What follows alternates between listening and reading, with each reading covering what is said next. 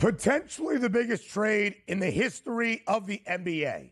In the very early morning hours of Sunday, the first couple of minutes of Sunday, a trade and a notification that when it happened, everybody said, huh?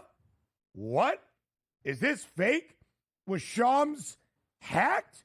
That's how big this deal was, and that's how out of nowhere this trade materialized. Luka Doncic traded to the LA Lakers by the Dallas Mavericks. Yeah, Luka Doncic traded to Los Angeles. In return, the Mavericks get back a package highlighted by Anthony Davis, Max Christie, and just a single first-round selection.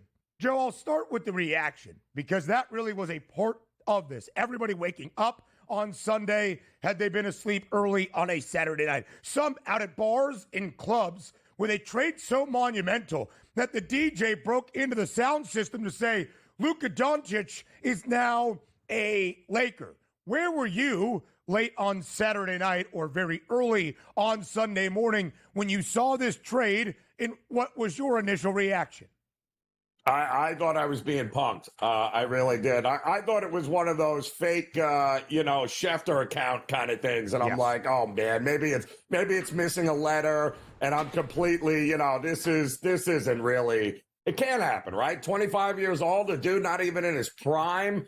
There is no way Dallas would, trade him and for somebody 5 years older and not in his prime anymore. So none of it seemed to make any sense. But as stunned as we were, apparently Luka was even more stunned. He had absolutely no clue that this was coming, which raises a whole lot of questions, Ben, like just how big of a you-know-what is he that Dallas was willing to trade him away to the West Coast and the Lakers of all teams just to get him out of their hair.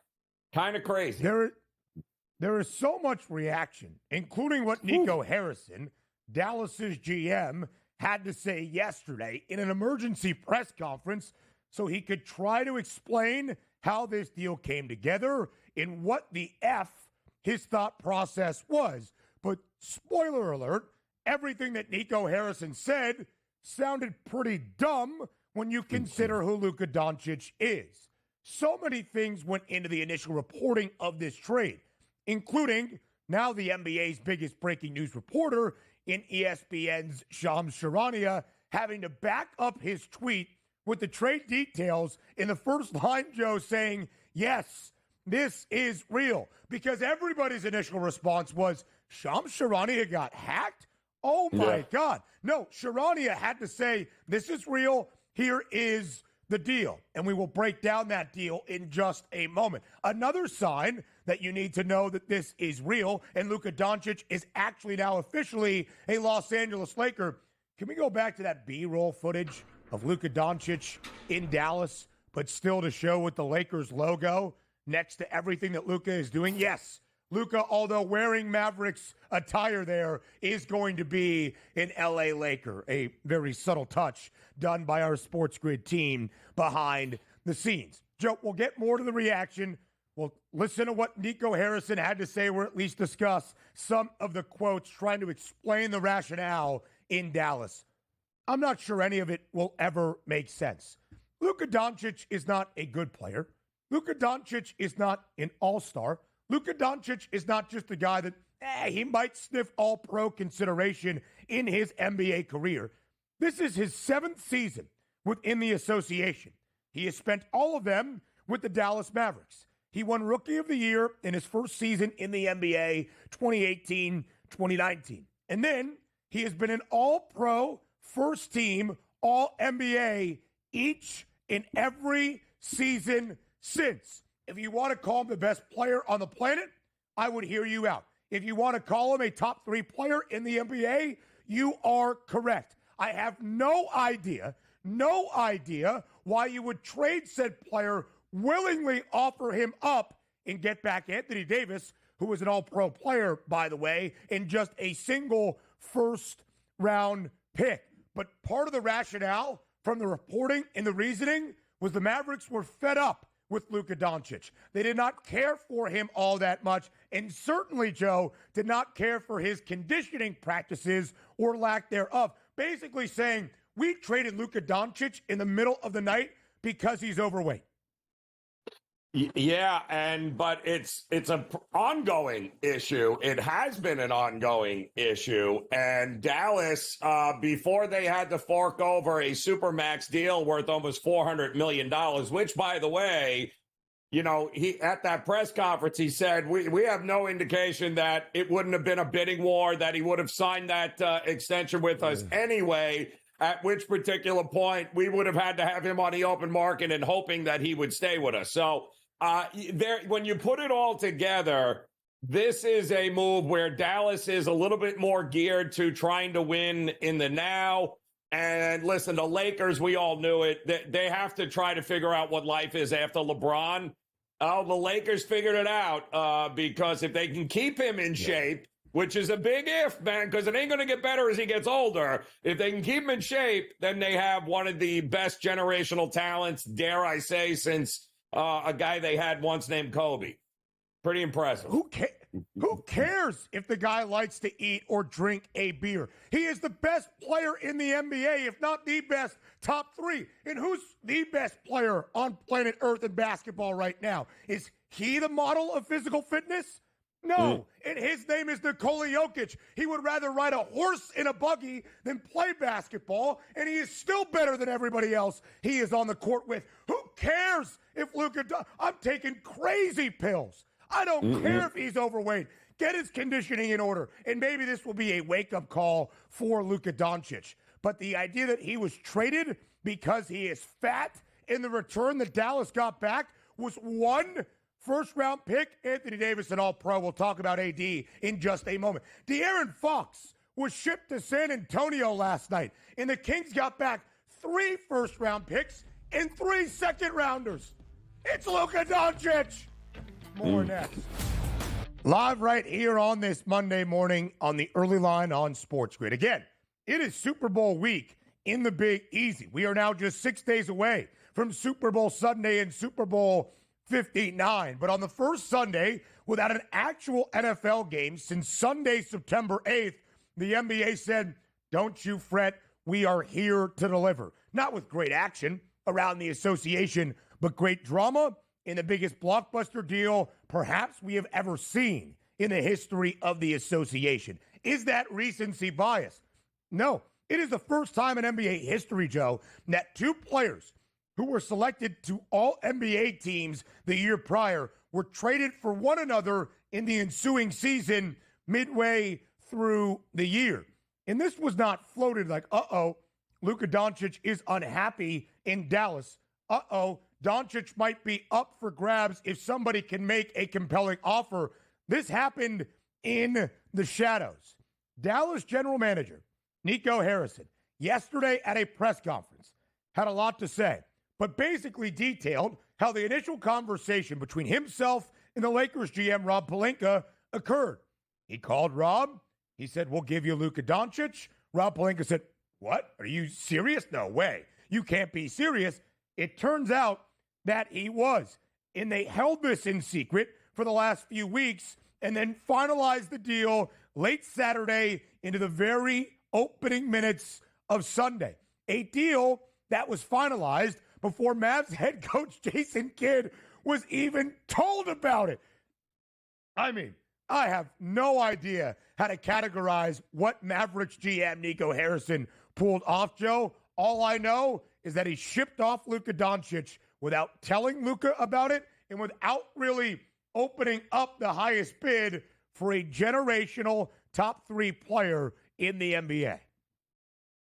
It's unprecedented to say the least here on when you look one-on-one. Let's just say this is Anthony Davis for Luka Doncic. At this point in the game, it is just mind-blowing. How the Jazz even got involved in this trade is also hilarious with their 2 second-round picks. But the simple fact that Anthony Davis, who, by the way, doesn't want to play center and won't have to, I guess, necessarily in Dallas. But the problem is, how many games is Anthony Davis really going to play for you? Dallas, he can't stay healthy no matter where he goes. If you thought conditioning was a problem for Luka, wait until you get a load of Anthony Davis tripping over air and then missing 40 games because he's like Glass Joe. So I do not understand it. Luka at 25 years old is one of those generational talents, Ben, where, listen, you got to see it through. No matter what, fault thing, you got to see what it would have cost to get. You should have had this right to the end. If you couldn't come up with a deal, he was still going to be worth whatever it was that you were asking for. But they didn't. They pulled the trigger a little bit early here, if you ask me. Look at those stats. Look at those stats for Luka Doncic. Yep. Throughout his career, now in his 7th season in the NBA, all spent with the Mavs, by the way, 28.6 points per game. On average, throughout a career as a scorer, the 3rd highest point per game average in NBA history, behind only who? Wilt Chamberlain and Michael Jordan. Luka Doncic, who single-handedly brought the Dallas Mavericks to a Western Conference crown last year in an NBA Finals appearance against the Boston Celtics, who has averaged throughout his postseason career 30.9 points per game. That second best in NBA history, behind only who? MJ, and he's only 25, and you shipped him away.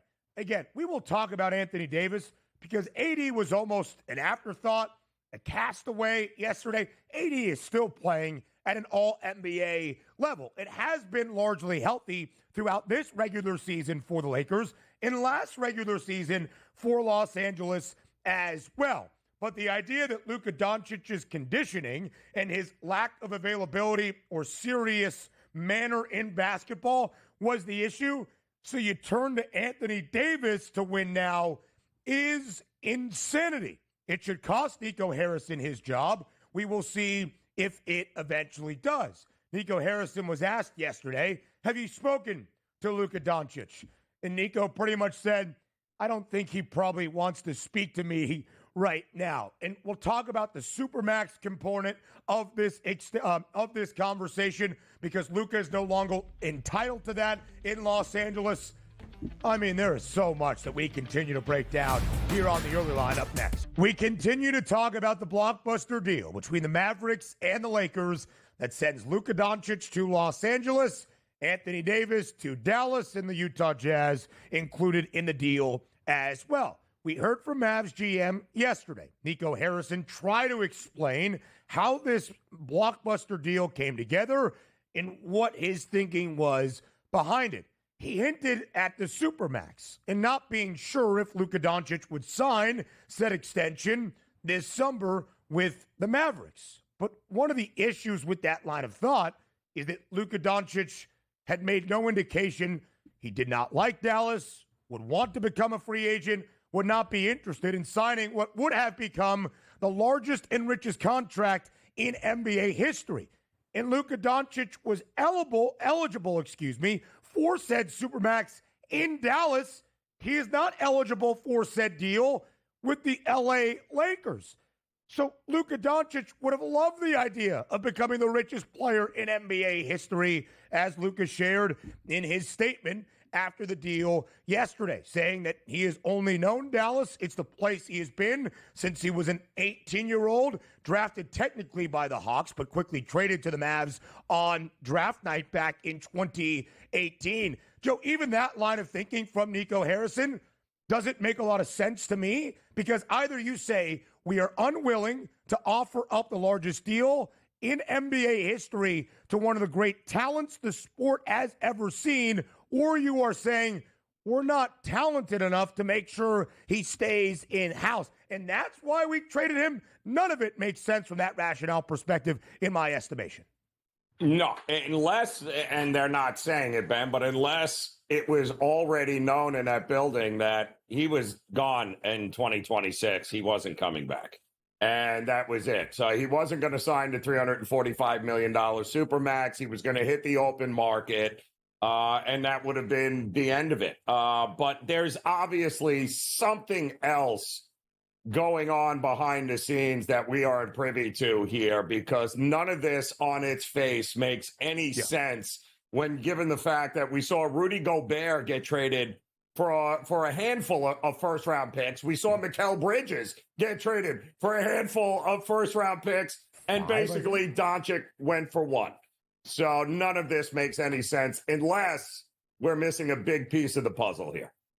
And maybe more of that comes out. But again, if you are trading Luka Doncic because you are just mad at him, you can still get more in return than Dallas did. If it is truly his body and his lack of conditioning that has frustrated you, not just this year, but year over year over year, and what seems to be his lack of commitment to his professional basketball playing, okay, but still get more in return for Luka Doncic. And again, I would take a 300-pound Luka Doncic if he was still out on the floor playing at this level, because there is zero argument that Luka Doncic is not a top 3 player in the NBA.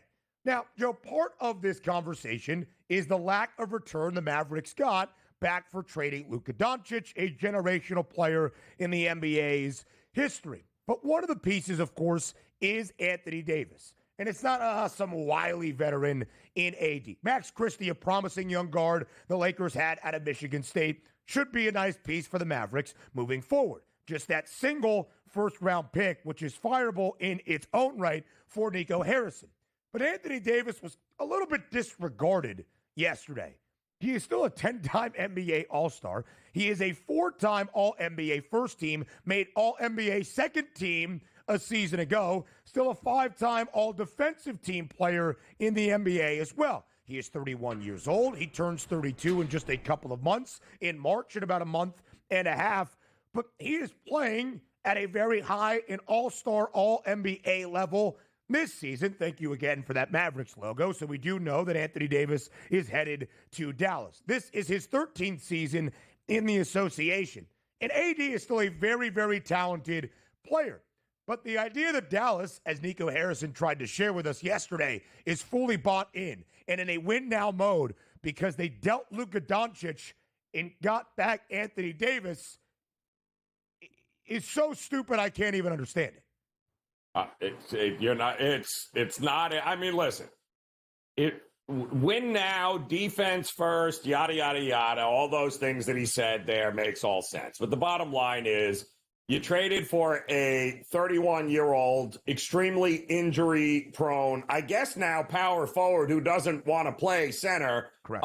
And 1 first-round pick, which, by the way, is not going to be at the top of the draft either, which means you've got yourself a mediocre player at the bottom of the first round, which is what you're going to get here. So none of it makes any sense. And it's not Anthony Davis, very good with the right fit. I know LA was praying that he would take the torch from LeBron, and LA would be his home for the rest of his playing career, and they could build around Anthony Davis. But again, 31-year-old, injury-prone power forward, they can't rely on him to be the face of the Laker franchise, which is really why they could not have been happier to receive that phone call been like, absolutely, we'll move on from Anthony Davis. Again, as Nico Harrison just offered up himself, they offered Luka Doncic. The Lakers did not inquire about Luka Doncic's status and if he was on the trading block.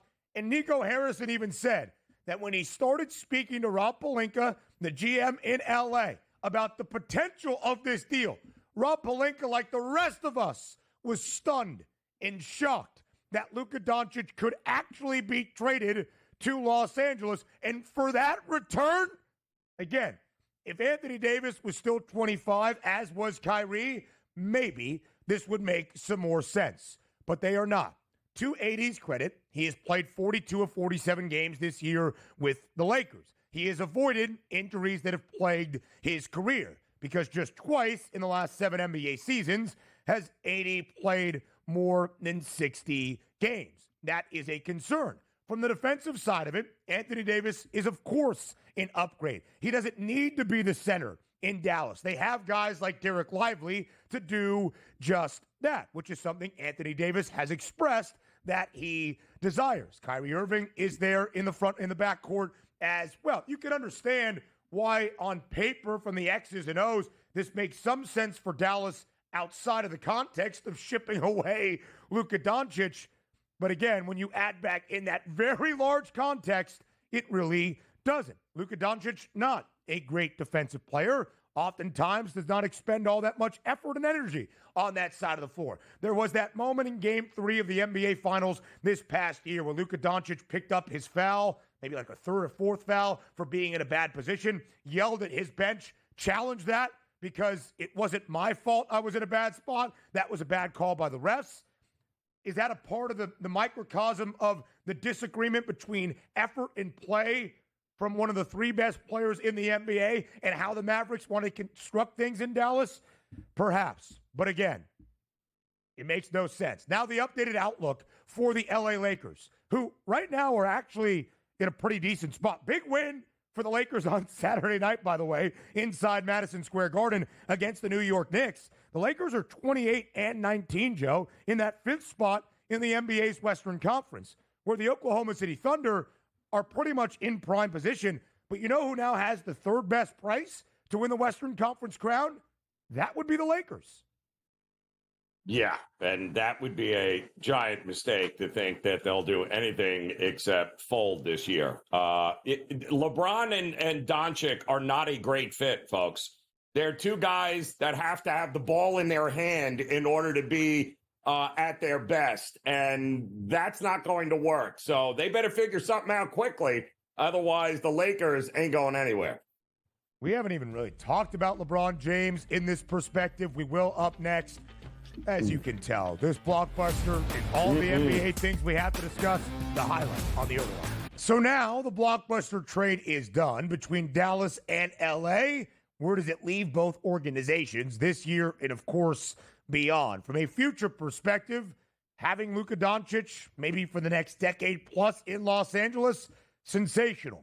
This year, the odds makers believe that with LeBron James and Luka Doncic, the Lakers can make a run toward the Western Conference Finals. Plus 850, now the number on LA to win the West. Third best behind Oklahoma City and Denver. The Thunder in prime position in the top spot in the standings and a plus 105 price to win the Western Conference crown, nearly at even money. Joe, before the break, you expressed some skepticism that it's actually going to work this year from a basketball perspective between LeBron and Luka, at least at the length of truly being a conference contender out west. So in your mind, maybe not worth a bet on the plus 850 price on Los Angeles? Yeah, no, this is not a great fit at all. Not to mention, they don't have a big on this roster now, Ben. Don't forget, it was Anthony Davis who was playing center in this spot and hated it and didn't want to. And so now they still have to make some moves if it's truly about this season. But you're talking about two ball-dominant players that are only truly at their best when they have the ball in their hands. So I don't see how that's going to work here. But what I do see long-term for the Lakers is they are set for the next decade with their superstar in L.A., which probably means to me LeBron takes the farewell tour next year and does the Kobe thing where it's gifts and champagne and balloons at every stop along the way. And then he hands the keys to the franchise over to Luka. So it's a win for the Lakers. It's just not a win for this year. LeBron James has long expressed a desire to play with Luka Doncic. He now gets his wish. How will they manage each other's expectations on the floor?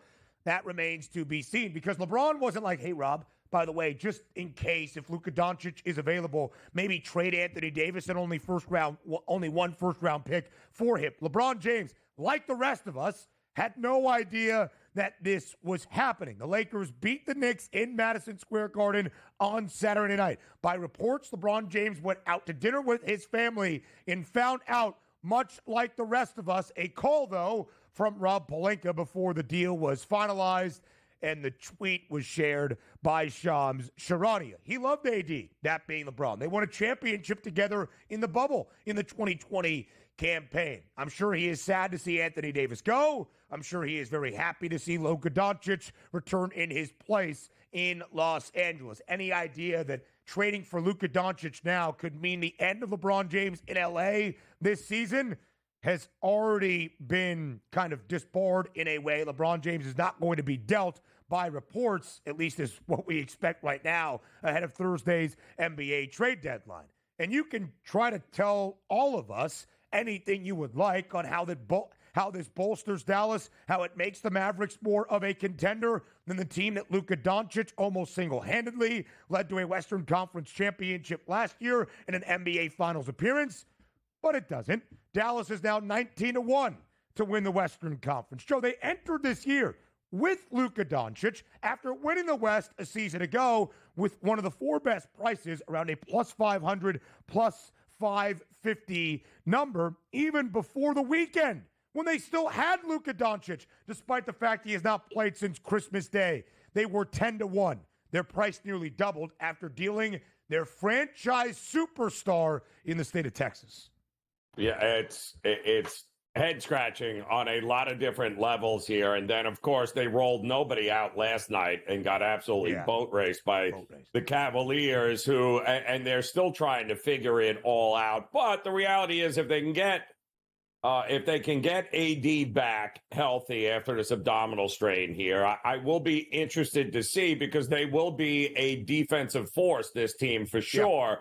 Whether or not Kyrie can. Well, they're going to ask a lot more of Kyrie now at 32 years old and a bulging disc in his back. But it's really Kyrie's team now, I guess. So if that's the case, he's going to have to provide a lot of that offense. And don't forget, they don't even have Derek Lively until next year. So he's already out for the rest of the season. So, again, I think both of these teams may be looking for a little more immediate results for Dallas, but I think it's the long game for LA, but I wouldn't be running to the window and thinking I'm getting value on Dallas winning anything either right now. Daniel Gafford is also there, a great defensive big to plug the center that Anthony Davis decides he wants to play near. Gafford did not play last night. If the year was February 3rd, 2018, and you were to say Kyrie Irving, Klay Thompson, and Anthony Davis, I'd say that team's a title contender and probably the favorite. It's just February 3rd, 2025. Again, Joe, this is the most shocking and perhaps biggest deal in the history of the NBA, especially in in-season trade. Again, not just from the narrative perspective and how stunning this move was. This is the first time ever in NBA history that two all-NBA guys were traded for one another in that ensuing season midway through the year. But we had another blockbuster deal last night as well, one that was more expected, but still will send some shockwaves around the association. AaronFox traded from Sacramento to San Antonio. He'll pair up with Victor Wembanyama, which was his expressed desire. Zach LaVine has basically always been a trade rumor for the Chicago Bulls. He is finally shipped away, reuniting with DeMar DeRozan in Sacramento. The Kings also get 3 first-round picks in 3 second-round picks. See how that can work, Nico Harrison? In the third team in the deal, the Chicago Bulls get their own 2025 pick back from the Spurs. Zach Collins, Trey Jones, and Kevin Huerter. I guess the Bulls kind of like the Jazz in the Lakers and Mavericks trade. The big headlines, though, AaronFox to San Antonio, Zach LaVine to the Kings.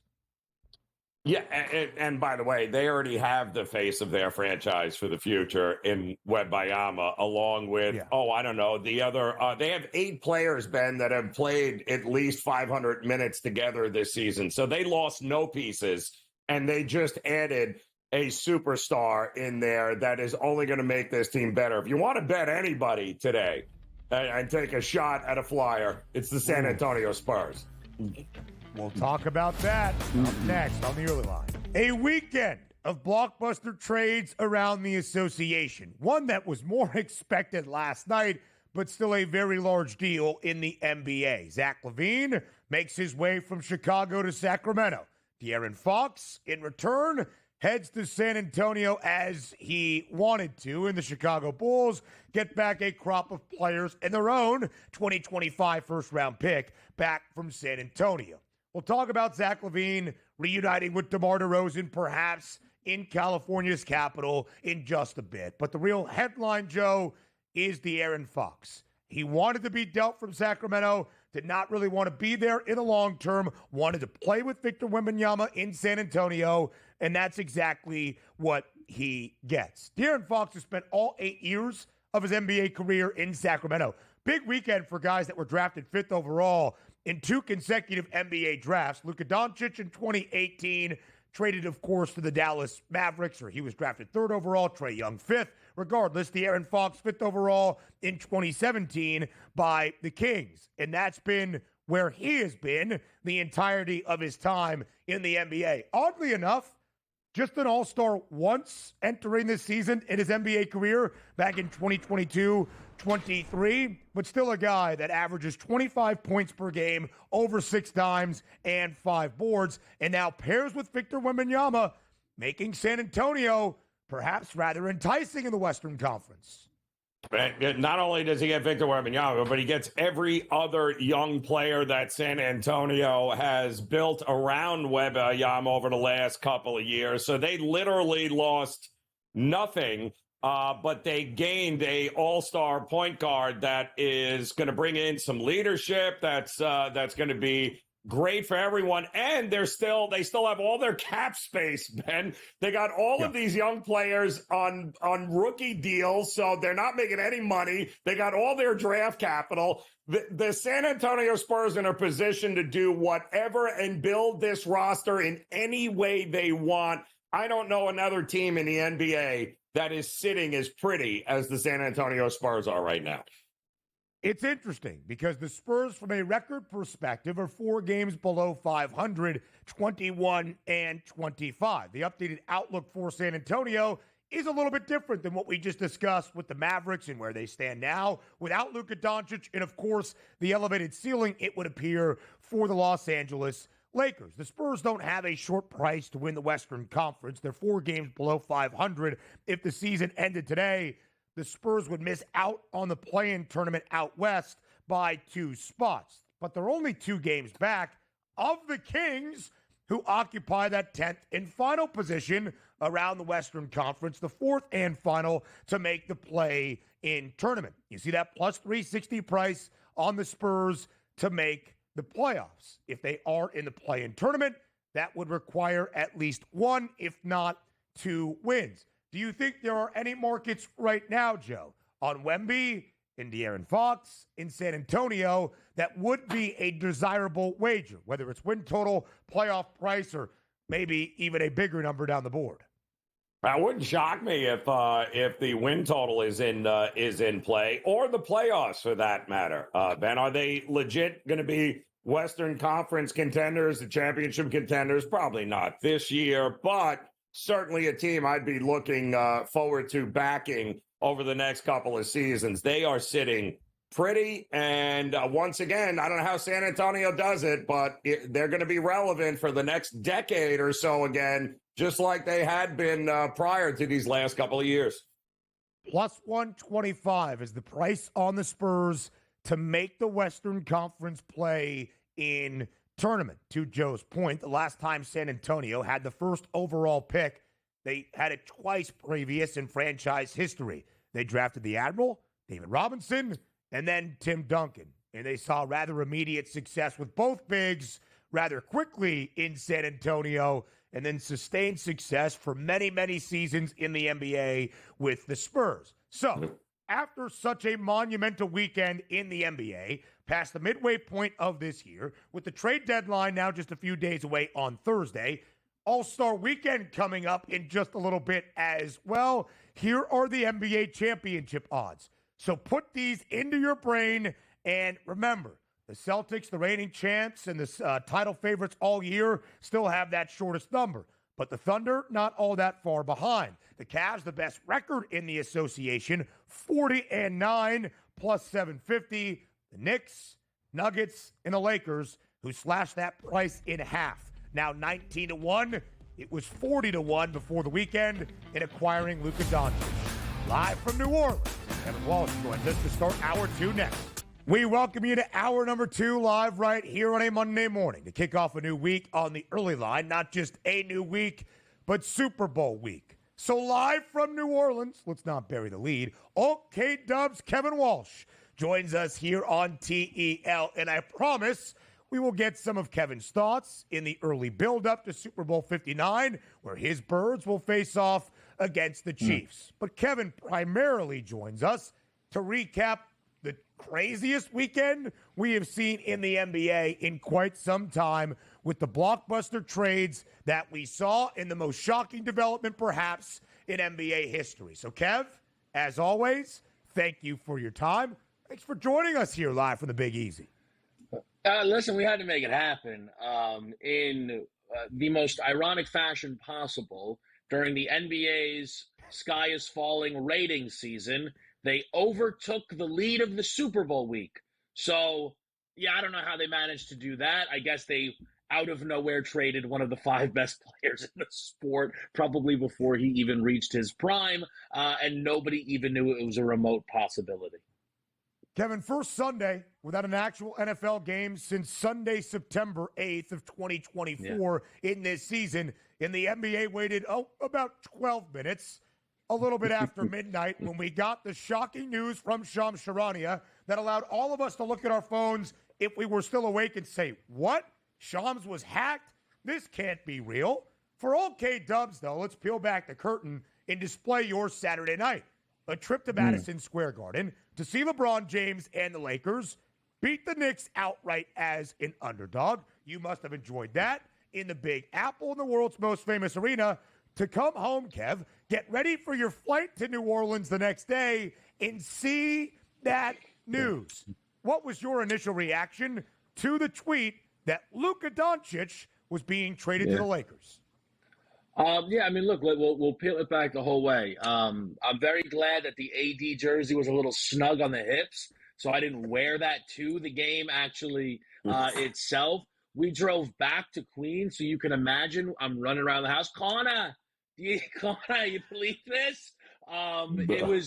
It was shock, and it was just constantly refreshing to understand it, because the thing is, I think whether you reached a conclusion on your own or just through seeing everybody else's reaction, it was hard not to pretty quickly go, oh, I guess he was hacked. It was the predominant thought for everybody that this was not real. Can't be the best feeling in the world for Nico Harrison that everybody thought the trade was fake, as opposed to even remotely a possibility when it came through. So yeah, it was stunning. And then I immediately ran and put some Laker bets in while I still could before numbers started to shift, because at no point does my brain sleep. So we had to start making some moves.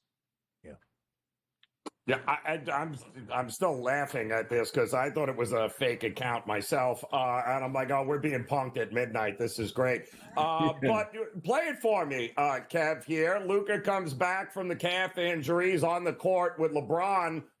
What does this Lakers team look like to you? Yeah, I think they immediately become one of the most dangerous teams in basketball. It's very interesting. I don't know how many times we have to do this. Joe, you will know it well from the Heat days. LeBron and Wade, I don't know.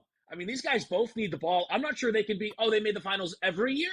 Or they made the finals every single year. Now, this is not Miami LeBron, but in terms of on-court fit, how are we still doing this? They did the on-court fit thing when he went to Cleveland to play with Kyrie, but people will pretend this didn't happen.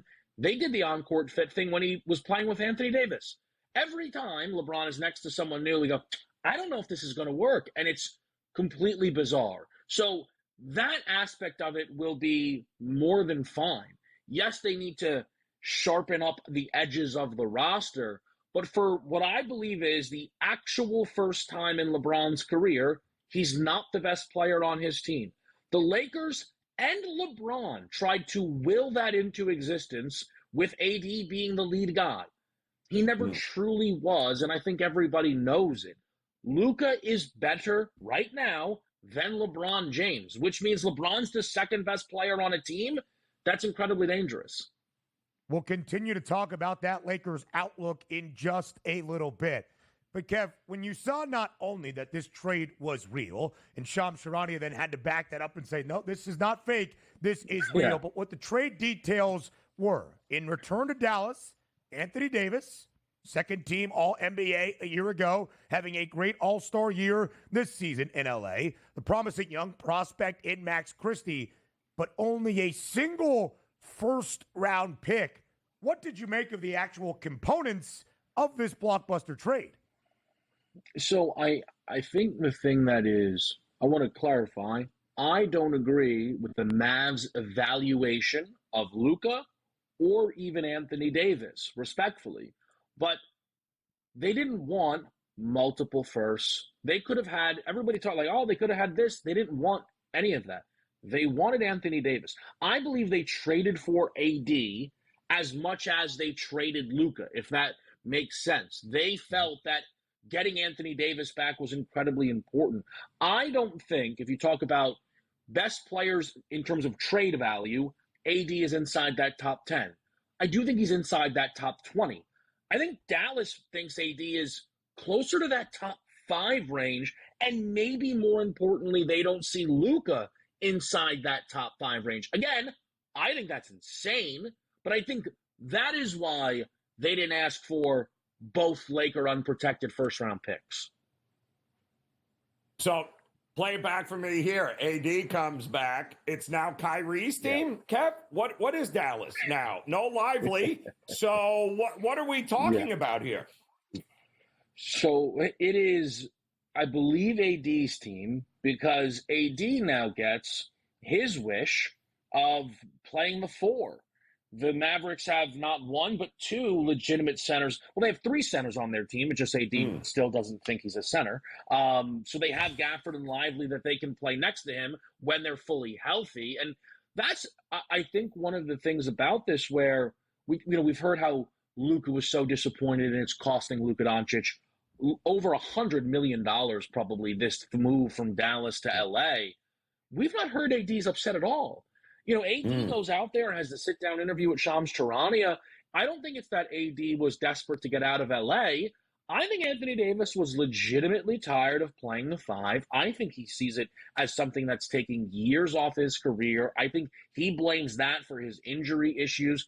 Again, a lot of that is likely ridiculous. I don't want it to – my explanations are not agreements, but I think AD is over the moon that he is now going to be in a starting lineup with Daniel Gafford as much as he was in a lineup with, Kyrie Irving or Klay Thompson on this roster.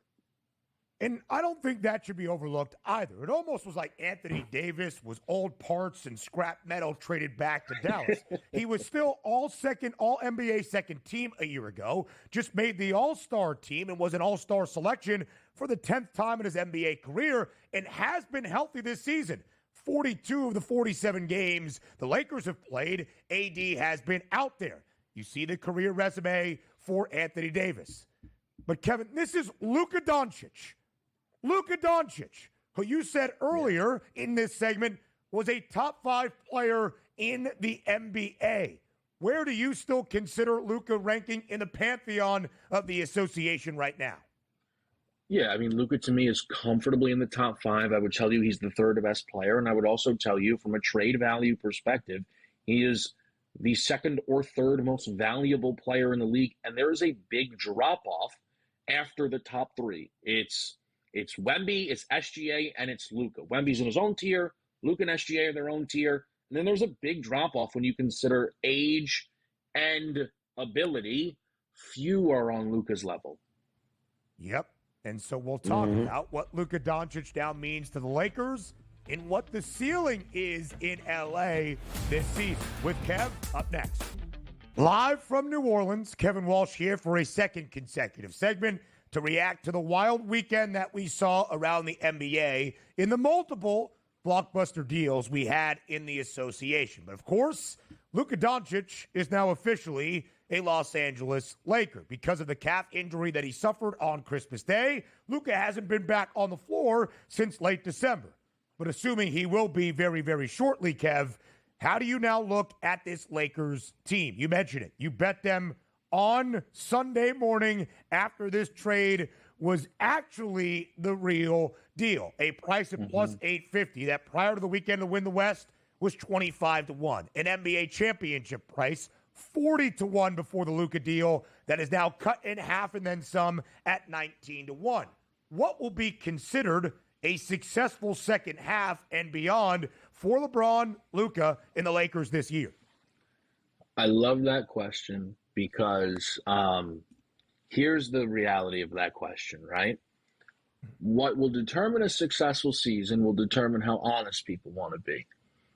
I, like all of you, ear to the ground, what are people saying? I've heard from countless places, well, the Lakers are making a move for the future here. I mean, Lakers just told LeBron, hey, you don't even matter. Lakers are going nowhere this season. So that's what I've heard. And then if the Lakers get eliminated in the conference finals, the season will be a massive failure. LeBron lost again. MJ. So it's about how honest people want to be. To me, I think I will be able to give you a much better answer once the trade deadline passes. It is hard to imagine the Lakers are going to be able to win a championship without trading for a big man. But I fully expect them to trade for a big man. I'm very curious if they are currently listening to Austin Reeves' offers. They never planned to trade Austin Reeves. They never planned to trade for Luka Doncic. It's a franchise-altering move. You don't want to make any mistakes.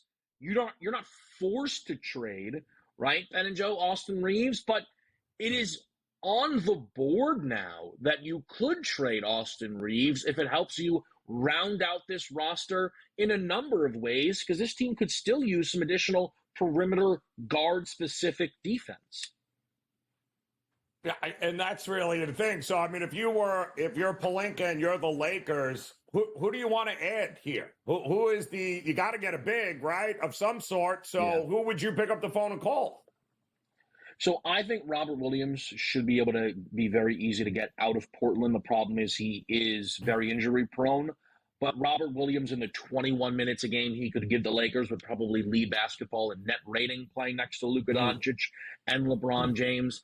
I think you're looking to try and grab some defensive first options if you can. I don't think Nikola Vucevic should be allowed anywhere near this basketball team. I don't know what that could possibly do for them.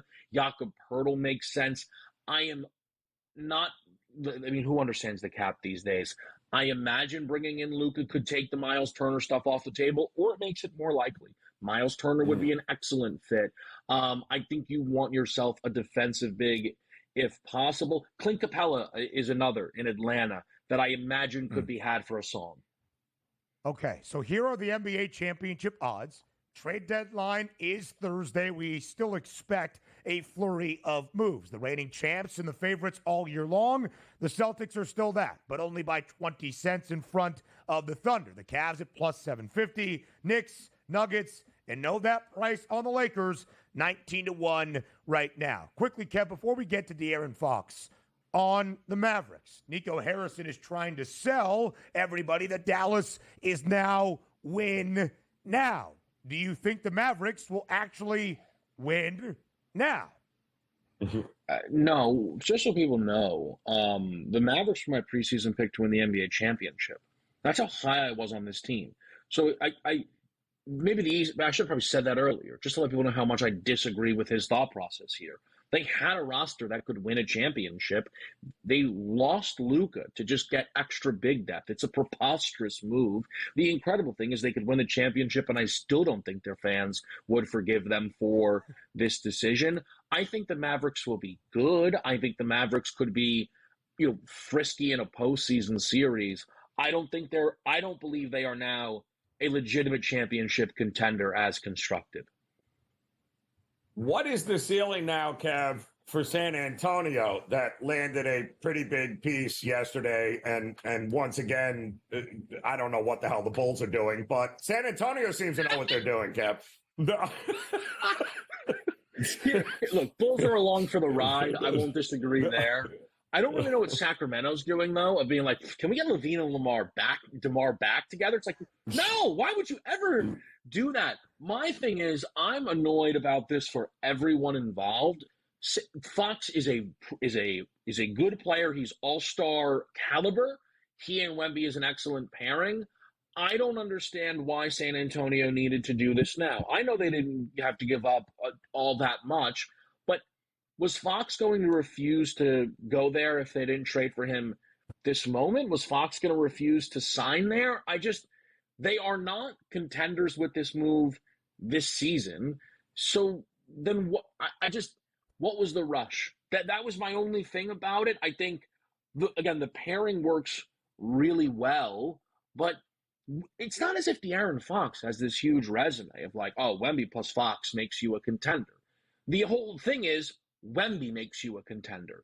So I don't know why the Spurs would even limit themselves in terms of options. I think Trae Young was a better fit to play next to Wemby, and they could have had him for probably just as much this offseason. I know some will disagree, but they showed patience in the offseason. Fox was like, hey, I'd love to come over, and then they canceled and made room for that when I don't think they really needed to.